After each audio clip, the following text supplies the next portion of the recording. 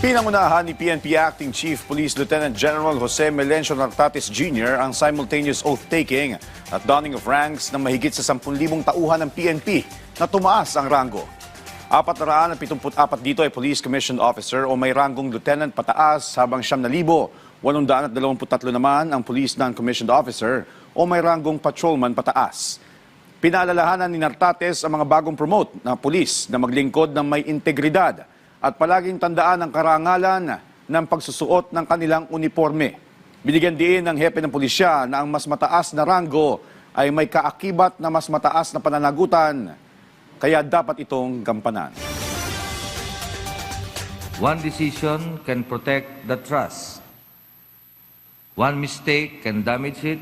So as you continue to grow in the service, protect your integrity. Do the right thing. Follow the rules even when shortcuts look easy. These are simple actions, but these actions build strong officers.